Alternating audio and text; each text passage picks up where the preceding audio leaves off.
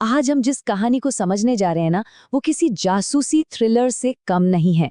ये कहानी है एक साइंटिस्ट AQ खान की, और कैसे सोर्स के मुताबिक उनके जरिए पाकिस्तान ने न्यूक्लियर बॉम्ब की टेक्नोलॉजी हासिल की।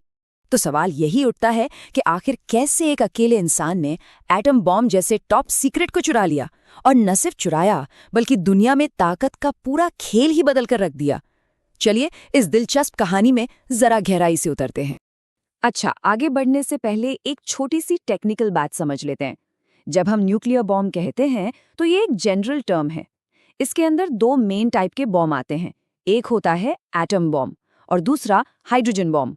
इसे ऐसे समझिए कि एटम बॉम्ब अगर ताकतवर है तो हाइड्रोजन बॉम्ब उसका 100 गुना ज्यादा ताकतवर बड़ा भाई है। तो चलिए कहानी के पहले हिस्से पर चलते हैं, एक जासूस का सफर। देखते हैं कि कैसे एक साइंटिस्ट अब्दुल कदीर खान इस पूरे खेल का सेंट्रल कैरेक्टर बना। खान का जन्म 1936 में भारत के भोपाल शहर में हुआ था। सोर्स बताते हैं कि 1952 में जब वो सिर्फ 16 साल के थे तो वो पाकिस्तान चले गए। इसकी वजह ये बताई जाती है कि उन्हें महसूस होता था कि भारत में उन्हें एक सेकंड क्लास नागरिक की तरह रहना पड़ेगा। खैर, बाद में वो पढ़ाई के लिए विदेश गए और 1972 तक वो नीदरलैंड्स की एक हाई सिक्योरिटी न्यूक्लियर कंपनी यूरेनको में काम करने लगे। कहानी में जो सबसे बड़ा टर्निंग पॉइंट आया वो था 18 मई 1974 का दिन। इस दिन भारत ने अपना पहला न्यूक्लियर टेस्ट किया, जिसका कोड नेम था स्माइलिंग बुद्धा। सोर्स के मुताबिक बस इसी एक घटना ने AQ खान के अंदर एक आग सी लगा दी। भारत के इस टेस्ट पर खान का रिएक्शन बिल्कुल सीधा और साफ था। अगर भारत बॉम्ब बना सकता है तो पाकिस्तान क्यों नहीं? और बस यहीं से पाकिस्तान को एक न्यूक्लियर पावर बनाने का उनका मिशन शुरू हो गया। उन्होंने बिना देर किए पाकिस्तान के प्राइम मिनिस्टर जुल्फिकार अली भुट्टो को एक खत लिखा। इस खत में उन्होंने पाकिस्तान का न्यूक्लियर बॉम्ब बनाने में मदद करने का ऑफर दिया। भुट्टो ने ये ऑफर मान लिया और खान के प्लान को हरी झंडी मिल गई। और अब आता है कहानी का सबसे, कह सकते हैं, रोमांचक हिस्सा, सेक्शन 2, सेंट्रीफ्यूज की चोरी। यहाँ हम देखेंगे कि असल जासूसी को अंजाम कैसे दिया गया। यूरेनको में काम करते हुए खान को एक गोल्डन चांस मिला। उन्हें एडवांस G1 और G2 सेंट्रीफ्यूज के टॉप सीक्रेट जर्मन डिजाइन्स को ट्रांसलेट करने का काम दिया गया। और सबसे बड़ी बात पता है क्या थी? उन्हें ये काम करने के लिए पूरे 16 दिन मिले, अकेले, बिना किसी के निगरानी के। सोर्स बताते हैं कि खान ने इसी मौके का फायदा उठाया और सारे डिजाइन्स, उनकी स्पेसिफिकेशंस, सब कुछ चुपके से कॉपी कर लिया। इतना ही नहीं, उन्होंने 100 से ज्यादा सप्लायर्स की एक पूरी लिस्ट भी कॉपी कर ली, जिससे बॉम्ब बनाने का सारा सामान मिल सकता था। ये एक तरह से बॉम्ब बनाने की पूरी रेसिपी थी। अब ये सेंट्रीफ्यूज होता क्या है?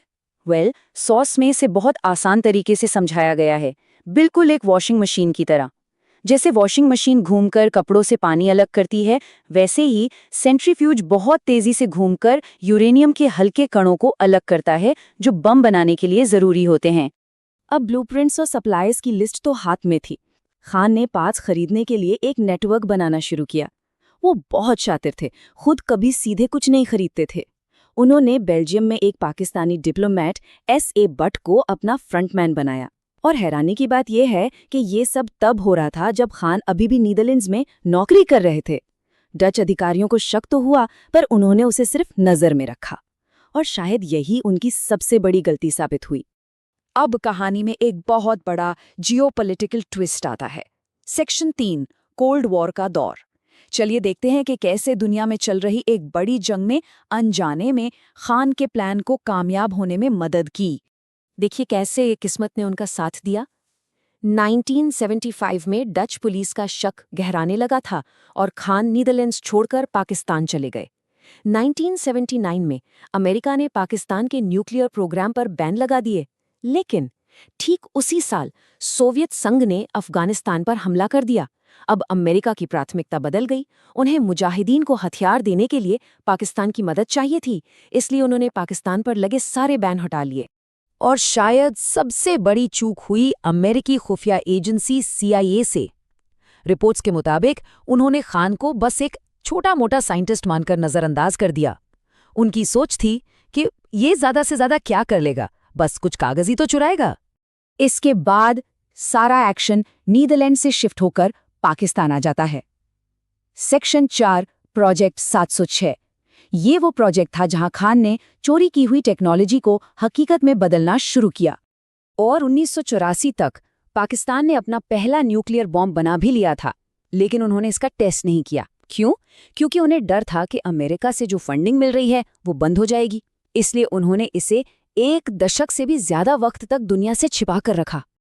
और फिर सालों बाद 1998 में भारत ने ऑपरेशन शक्ति के तहत अपने दूसरे परमाणु परीक्षण किए। बस इसी घटना ने पाकिस्तान को मजबूर कर दिया कि वो भी दुनिया के सामने अपनी ताकत दिखाए। यहीं पर दोनों देशों की न्यूक्लियर पॉलिसी में एक बहुत बड़ा फर्क दिखता है। भारत की पॉलिसी है नो फर्स्ट यूज, जिसका मतलब है कि हम पहले हमला नहीं करेंगे। वहीं दूसरी तरफ पाकिस्तान की ऐसी कोई पॉलिसी नहीं है और वो जरूरत पड़ने पर पहले हमला करने का ऑप्शन खुला रखते हैं। तो भारत के टेस्ट के कुछ ही हफ्तों बाद 28 मई 1998 को पाकिस्तान ने चागाई में अपना पहला ऑफिशियल न्यूक्लियर टेस्ट किया और इसी के साथ वो परमाणु बम वाला पहला मुस्लिम बहुल देश बन गया। लेकिन AQ खान की कहानी यहाँ खत्म नहीं हुई। असल में अब एक और ज्यादा खतरनाक चैप्टर शुरू होने वाला था।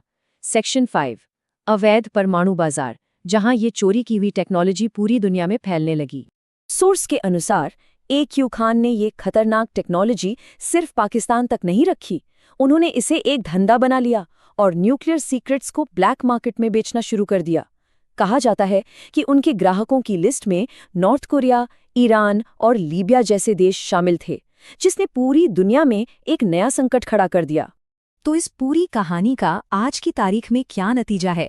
चलिए आखिरी सेक्शन में देखते हैं कि आज की परमाणु स्थिति कैसी है, खासकर इस रीजन में।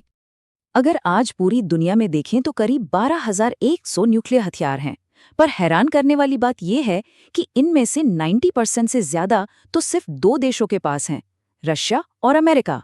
वो आज भी इस रेस में सबसे आगे हैं। और अगर हम अपने क्षेत्र की बात करें तो सोर्स के मुताबिक भारत के पास लगभग 172 और पाकिस्तान के पास 170 न्यूक्लियर हथियार हैं। मतलब संख्या लगभग बराबर है, लेकिन असली फर्क टेक्नोलॉजी का हो सकता है। पाकिस्तान के सारे बम एटम बम हैं, जबकि भारत दावा करता है कि उसके पास ज्यादा शक्तिशाली हाइड्रोजन बम बनाने की क्षमता है। हालांकि इस दावे पर बहस होती है, पर यह भारत को एक तकनीकी बढ़त दे सकता है। तो सोचिए, एक इंसान के जुनून ने दुनिया का पावर बैलेंस ही बदल दिया। लेकिन सवाल ये है कि इस विरासत की असली कीमत क्या है? ये एक ऐसा सवाल है जो हमें इस कहानी के दूर तक जाने वाले नतीजों के बारे में सोचने पर मजबूर करता है।